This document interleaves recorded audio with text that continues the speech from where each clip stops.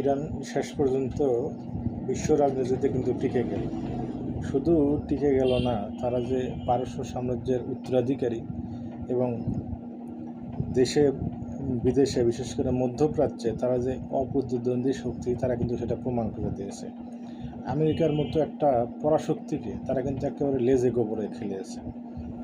আমেরিকার বিপুল পরিমাণ অস্ত্র শস্ত্র থাকা সত্ত্বেও, এত বড় লজিস্টিক্স সাপোর্ট থাকা সত্ত্বেও, বিশ্বের টোটাল অর্থনীতির যে চালিকা ডলার, সেই ডলার থাকা সত্ত্বেও কিন্তু তারা ইরানকে কোনো মতোই কাবু করতে পারে না।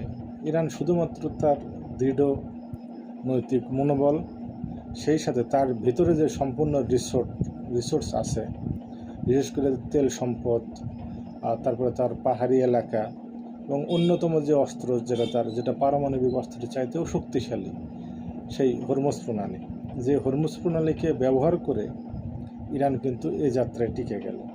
যদি আপনার দেশে সেই ভালো মানের সমরবিদ থাকে, কূটনীতিবিদ থাকে এবং অর্থনীতিবিদ থাকে, ক্রাইসিস ম্যানেজার থাকে, দেশপ্রেমিক নেতা থাকে, তাহলে বলা যায় যে যুদ্ধে জয় আপনার জন্য অনিবার্য।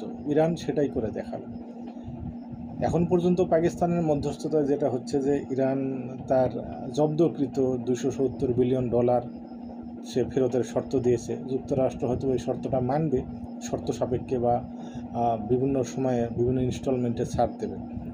তো এখান থেকে বাকি বিশ্বের, বিশেষ করে আমাদের মতো যারা তৃতীয় বিশ্বের দেশ, তাদের কিন্তু শেখার আছে যে ইরান যেভাবে আমেরিকাকে খেলালো এবং আমেরিকার মতো একটা দেশের সাথে বার্গেনিংয়ে গেল এবং তার যে বার্গেনিং পাওয়ার, এই পাওয়ার কিন্তু একদিনে গড়ে ওঠেনি এবং সেগুলো তারা কিভাবে তৈরি করলো, এই জিনিসগুলো শেখার কিন্তু বিষয় আছে। আমরা শুধুমাত্র দেশের আভ্যন্তরীণ সমস্যা, রাজনীতিবিদদের আর কথা কাটাকাটি বা বিভিন্ন রাজনৈতিক দলের ভেতরে যে দ্বন্দ্ব, রেষারেষি, এগুলো নিয়ে ব্যস্ত আছি।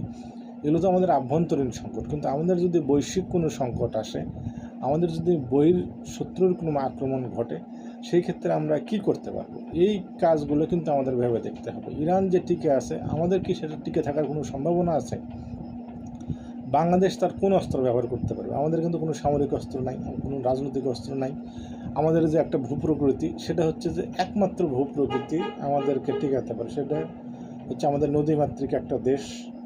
এই নদীমাতৃক দেশ হওয়ার কারণেই কিন্তু যুগে যুগে বাংলাদেশকে কেউ পরাজিত করতে পারে না। একেবারে মোগল সম্রাট থেকে শুরু করে তার আগের সুলতানেরাও বারবার চেষ্টা করেছে। তারা কিন্তু শুধুমাত্র এই নদীমাতৃক দেশ হওয়ার কারণেই আমাদের দেশকে তারা কবজা করতে পারে। তো সুতরাং উচিত হচ্ছে, আমাদের তো হরমুজ প্রণালী নাই, আমাদের তো অসংখ্য নদ নদী রয়েছে, সেগুলো দিয়ে কীভাবে আমরা নিজেদের নিরাপত্তা